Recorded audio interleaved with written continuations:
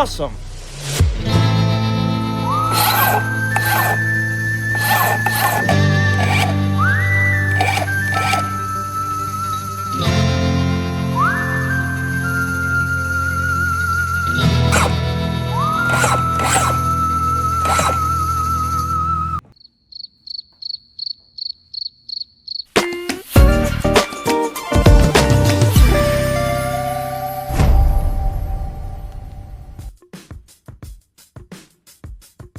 Hi, I'm Ian, Hi, I'm Colin. and this is the Tool Ranch. Today we're going to be reviewing the top 3 7 1/4 framing saws. So, a guy walks into the Tool Ranch tomorrow. He asks you, I have $300, what saw am I going with? First question I have is what battery platform you have. That's a fair question. This is the DeWalt 60 volt DCS 578. By far the most common saw on every framing site out there. And this thing, I've used them, it cuts like a corded 7 1/4 saw.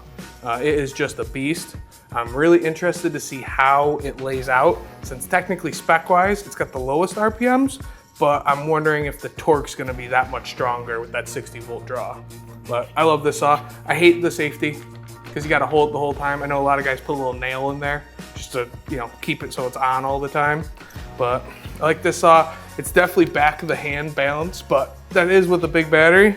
But I just feel, I love DeWalt circ saws. So I think this is gonna perform the best outside. Do you think that most framers use DeWalt over any other brand? Have you seen that? I think that's how it started, and I think DeWalt really capitalized on most of the framing industry having DeWalt tools. And what's the best thing that you can do for a framer? Come out with a badass saw.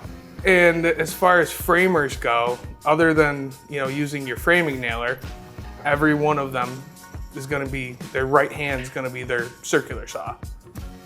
This brings up another question. So I know on my 6.5-inch circ saw, my Makita, Yep. that blade's on the left, and I love that blade. Yeah, it's because you're lefty, my friend. But I can cut with both hands. Cut a little lefty, cut a little righty. One other thing about the DeWalt, it's the only of the 3 here that's a 60 volt draw. I think that definitely helps. The tough part was for DeWalt getting people to invest in another battery platform. Although they can run their 20 volt tools off of it. Right. Now Makita just did that as well with this 40 volt line. Yep, but the downside with Makita is that all the 18 volt and 36 volt Makita users now have to buy a separate battery, separate charger, and separate tools. They do not cross over between the 18 volt and the 40 volt. All right, so I'm gonna go over the Makita circ saw. I like this one. Feels like it has a nice balance to it. I believe this is the lightest saw out of all 3, 7.9 pounds. This is the 40 volt line, so this is only gonna go with all the other 40 volt batteries. Which is the biggest downside to that saw. It's got guts though. Then we got the good old Milwaukee. They make every single tool out there. Every single one of them runs off the 18 volt battery. You're set. And also to pair with that, 2745 framing nailer hit the market, and I would say is arguably one of the most popular framing nailers on a job site right now in our area. So a few things, like I said, the 2834-20 from Milwaukee. One thing I really like is it's not a super heavy saw. And also I love the lock on it. Instead of having that safety button, like on these 2 that you have to hold the whole time, it's an on-off switch. So you're in go mode or you're in safe mode. Another great factor is that it is on the 18 volt platform. So it will fit all your other tools. And for an 18 volt draw, it really does have a lot of good guts. Yep, so with Milwaukee, a lot of their retailers and dealers, Milwaukee will not allow us to do warranty work under their name, and they prefer having their own technicians work on these tools. So majority of warranty stuff for Milwaukee has to be sent to Milwaukee. So if you're bringing one in for repair, Expect a couple weeks. yeah, maybe less with Makita. Yep, Makita and actually DeWalt, as long as they're gonna cover it, we can do those in-house and definitely get them back to the customer quicker with parts availability in-house. As far as warranties goes on these saws, It's 3 years from Makita, 3 years from DeWalt, and 5 years from Milwaukee. Same as all their 18-volt battery-powered tools. That being said, Makita, just from the repair side, working with Makita on any sort of repairs is definitely the easiest versus the other two. And I will say, not to pick on DeWalt, like I said, I do love this saw, but DeWalt's getting very, very picky with what they're covering after 1 year. So after that first year from date of purchase, it becomes a limited warranty where anything that's a wearable part, and that can include your motor or your switch, will be deemed not covered.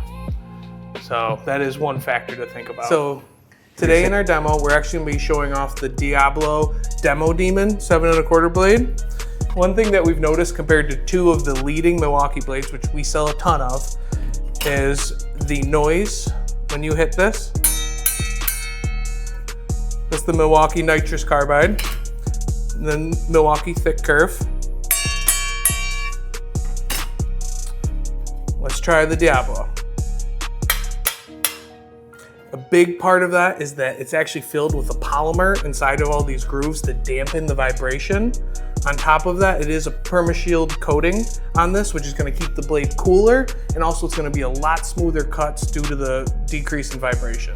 I personally have seen this blade save a couple of jobs because, especially on a track saw, I've had other competitors' blades start to get so hot that they would start to warp and bite into the track. I brought one of these PermaShield blades down and they had zero problems after that. Blade stayed cool to the touch the entire time. They were cutting LVLs. All right, let's go cut. Let's go cut stuff. So we're gonna be testing all of our circ saws with the Diablo Demo Demon blade on 2x4s layered with roof shingles, aluminum, and 1/4-inch GRK structural screws laid out throughout the whole thing.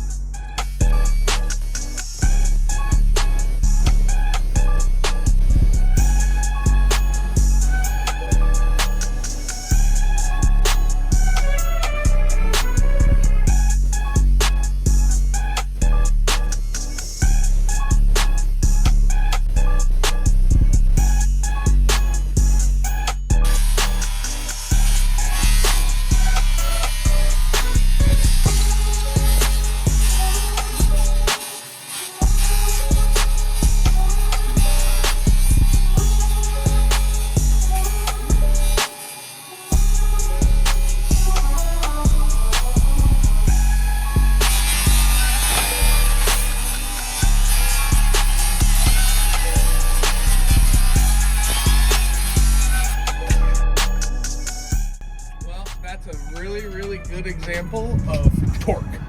So that's got higher RPMs than the DeWalt. DeWalt melted right through it. Yeah, I was just going super slow there. What do you think, Ben? What's your take? I like it. Felt smooth.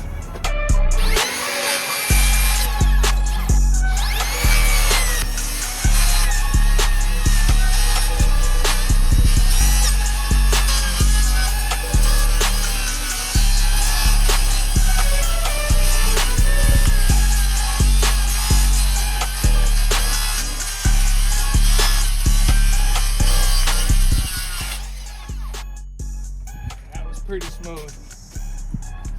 I feel like that melted right That was through. awesome. Well, you wanted silly videos. You know what? Out of those first three cuts, my least favorite, truthfully, is the Milwaukee. Just because it's got the highest RPMs, but doesn't have the torque. It would bind up really easy on going throughout that cut.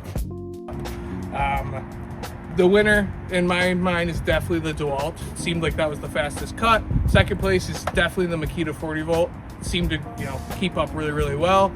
It felt like the DeWalt cut a little bit faster.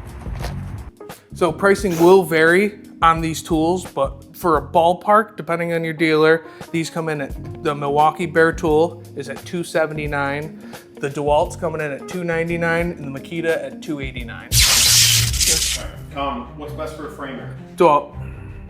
How about for a remodeling job? Milwaukee. How about if you own 0 batteries? Milwaukee. Shop is on fire. Which one do you grab? Milwaukee. And what's the best looking saw? Makita. What? I think it's cool. Wow. All right, I'm ready. Ian, what saw is best for a framer? Milwaukee. How about for remodeling? Makita. I own 0 batteries. Which one am I buying? Milwaukee. Get a kit. My shop's on fire. Which one am I grabbing? Makita. Makita guy. Yeah. And what's the best looking saw? Yeah, if you're gonna go on a date with one of these saws. I don't really swing that way. Milwaukee. Ooh. One honorable mention, although it is a worm drive or rear handle style saw, the Metabo C3607 is growing very, very popular opinions about this saw. I've known 4 carpenters that have actually switched over to Metabo's line. It's not rated as high as the other ones as far as popularity, but we just want to give an honorable mention.